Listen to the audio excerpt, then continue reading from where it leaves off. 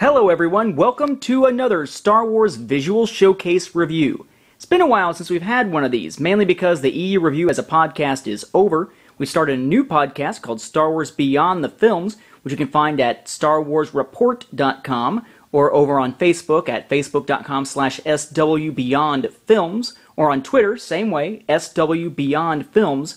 Now, all of these Visual Showcase episodes are going to be showing up on the Facebook page for Star Wars Beyond the Films and on the EU Cantina YouTube channel. So that's eucantina.net or youtube.com/EU, or excuse me, the EU Cantina. What you see in front of me here are what we're going to take a look at this time. Specifically, this behemoth right here. This all goes back to the idea of the Star Wars newspaper strips. Back in 1979, the Los Angeles Times newspaper syndicate got the rights to produce Star Wars comic strips, newspaper strips. They ran all the way up until 1984. And it looked basically like this. This is what you'd see in a newspaper at the time, just like you would see, say, Garfield or Foxtrot or any number of other ones these days. Eventually, what happened in these newspaper strips was that they were collected and recolored into a comic book series known as Classic Star Wars. The earliest ones getting their own as Classic Star Wars. The early adventures, there were some oddballs in the middle, but they eventually got recolored, reorganized, and re-released by Dark Horse Comics. What we want to do is take a look at the history of these very briefly, and then take a look at the newspaper strip collection that is our focus this time, the Russ Cochran set. Now, if you're thinking about early 1980s Star Wars comics, usually the ones people think of are from this series. This is the Marvel Comics series, issue number 1 in this case. Those have most recently been collected as the Star Wars Omnibus A Long Time Ago series, Volume 1 through Volume 5. But that wasn't the only Star Wars comics out there at the time.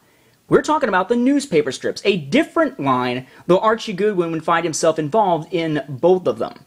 Now, when we talk about this term Classic Star Wars, we got to keep in mind there are some other oddball Classic Star Wars issues. There's Classic Star Wars The Vandal Helm Mission, which of course is just a reprint of the Marvel issue Supply and Demand. That's from this same series here. You got Classic Star Wars Devil World, which is essentially Marvel UK material that has not been reprinted elsewhere except for here within the US. They say there's going to be an omnibus with that material in it coming from Dark Horse sometime in the near future. Usually Classic Star Wars is used specifically to refer to, though, those newspaper strips. So in 1979, they bring in a guy named Russ Manning to write the newspaper strips. He starts out with a story called Gambler's World. That's a series that essentially becomes the 9-issue Dark Horse Comics Classic Star Wars The Early Adventures. 9 issues, going all the way to a final issue that freaked a lot of people out with Boba Fett in it. It's eventually collected in the Classic Star Wars The Early Adventures trade paperback. Russ Manning, though, wound up finding himself in bad health in 1980. So he really didn't produce much. Usually it's Archie Goodwin we tend to think of when we think of the newspaper strips. There's Classic Star Wars The Early Adventures, which are most of his stories. He had another story called The Constancia Affair, which wound up not being released in the Early Adventure story, but did eventually get recolored and put together as a special KB Toys Kenner Star Wars special, which is produced by Dark Horse. It is part of the line, it's just kind of hard to find. When he got ill, there's also a comic strip called The Kashyyyk Depths that has never been reprinted anywhere. Not even put up on StarWars.com like the rest of the web strips were that I was able to print out here within the hyperspace area. Kashyyyk Depths has just never been reprinted at all. But as I said, he became ill. Russ Manning was ill, and in 1980, he stepped away from the series, and they brought in Archie Goodwin. But he didn't start writing first as Archie Goodwin. He started writing under the pseudonym Russ Helm. Under Russ Helm, he produced another storyline entitled Planet of Cadril. That was reprinted within those newspaper strip-style web strips, but was not reprinted in the Classic Star Wars comic book series. They waited until they got to the ones he was actually credited with by name. This was 1980, and the first thing that he actually produced that was under his name, Archie Goodwin, was not what we tend to think of as Classic Star Wars, these original stories, but an adaptation. You may be familiar with this book right here, The Han Solo Adventures by Brian Daley, same guy who did the radio dramas for Star Wars. Usually these days if people read it, it's usually read in this omnibus form or something similar. It began as a paperback series, originally released in paperback, not in hardback, oddly enough, through Del Rey. Han Solo that stars in being the first. Well, they took this first Brian Daley Star Wars novel and adapted it into a comic strip that has now been collected, reorganized, re-edited, and colored as Classic Star Wars Han Solo at Star's End. So for those who wondered why just that one and not the other two Han Solo Adventures novels, that's why. It's the only one that Archie Goodwin went through and did as a newspaper strip, so it could be put together in this form right here.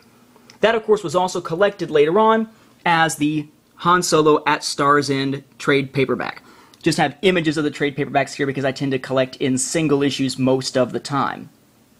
Now, it's not to be confused, again, as I said, with the Marvel comics, even some of the other Marvel books that collected some of the early stuff. These are not newspaper strips either. The Marvel Illustrated book ones are something a little bit different, which we can deal with at another time.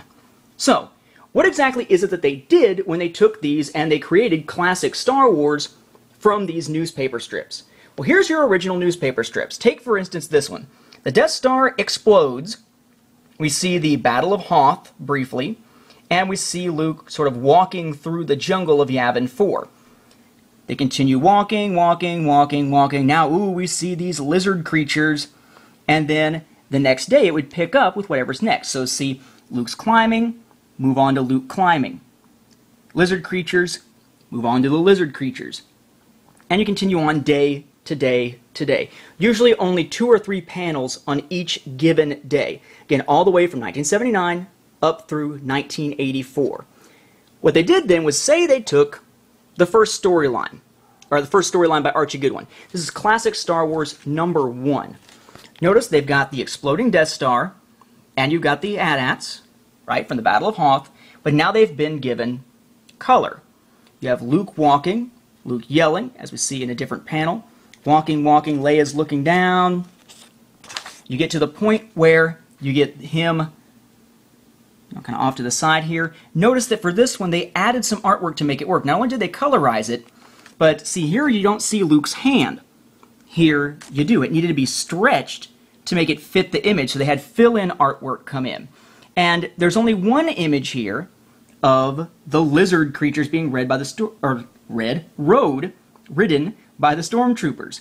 It's this image right here, colorized, but with the text underneath, Stormtrooper Patrol, etc., being changed to make it make more sense. This panel is entirely absent because it would have simply been redundant. So they took out a lot of the redundancies, they colorized it, they stretched out some of the storyline, they made it work as something that can read somewhat well straight through as one comic book issue. And in the span of 20 issues of Classic Star Wars, you get essentially all of the Archie Goodwin era run except for Planet of Cadril under the other name and Han Solo at Star's End, which of course was the novel adaptation rather than original stories. But this Classic Star Wars was not the first time that they did this type of collection. There's 20 issues to that original series. Eventually it winds up being put together into these 3 trade paperbacks. The first one is sometimes called In Deadly Pursuit, sometimes just called Volume 1. The second one, Volume 2, The Revel Storm. And then you have Classic Star Wars Volume 3, Escape to Hoth. Guess what happens by the end of that one? Yeah, they escape to Hoth. But there was another set. Dark Horse Comics got the license for Star Wars comics and started producing them in 1991 with Dark Empire. Marvel had had it before that. There was a weird sort of dark age in between, though, the same era in which the 3 3D Star Wars comics came out from Blackthorn. During that time, you had this monstrous creation. Monstrous in terms of big, but very, very awesome. There's no name on the cover. This is a slipcase that these 3 books are in. On the side, it simply is called Star Wars, written by Archie Goodwin, drawn by Al Williamson. It is a Russ Cochran publication, not Marvel, not Dark Horse. It's sort of a library, in a sense. You have, in this set, 3 different books, which together make up the entirety of the Goodwin run that is in Classic Star Wars. Again, no Han Solo at Star's End, and no Planet of Cadril. This set doesn't do what Classic Star Wars does. It doesn't try to take the pages and essentially adapt the strips into a coherent comic book. This literally is the comic strips. Day after day after day, redundancies included, in their original, non-colorized, no additions, unedited form. So if you're a Star Wars comic strip fan, this is the place to look for them. Better yet, this set, since it's 3 volumes, the first one has some special stuff. An introduction by George Lucas that is not a real signature. You have an introduction by Archie Goodwin, who has recently passed away. Introduction by Al Williamson, who has also passed away. Then Russ Cochran, the publisher, before moving into the actual comic strips. At the end of each of these, you have some oddball ones where you had essentially images that were used as filler for some of the places that had a different format than others and needed an extra panel, and some places, of course, cut them out. However, what makes this a really rare special collector's item is if you look before the introductions, right here. This edition is strictly limited to 2,500 signed and numbered copies, of which this is copy number whatever, in this case, 2095. It is hand-signed by the late Archie Goodwin and the late Al Williamson, 2 true pioneers in Star Wars comic storytelling. This is an amazing tome if you like to read these stories in their comic strip form. It does not read as well as reading in the classic Star Wars comic series or in those trade paperbacks, because let's face it, those are designed to be read all in one sitting. These were little snippets day to day to day to day for about 5 years. So it's going to feel a little disjointed to read this, and I really wish there was such a thing as this done for the Russ Manning era, or for Han Solo at Star's End, or for that short Planet of Cadril thing when he was under the name Russ Helm. But it makes for a really cool collectible item, insanely hard to find because it's not something that Dark Horse can reproduce. It's not their publication. It was only released back in '91. Very limited numbers, 2,500 of these things. Very hard to come by. Now here's the good news and the bad news. The good news is I see these pop up on eBay every once in a while. You know, every few months there tends to be some of these popping up, maybe 1 or 2. There's a couple of them that have been on eBay for a very long time. Here's the reason, though. The reason they've been on there a long time is because the people who put them up at a starting bid or a buy it now price somewhere upwards of $1,500. There's one on there as the time I'm recording this for about $2,500.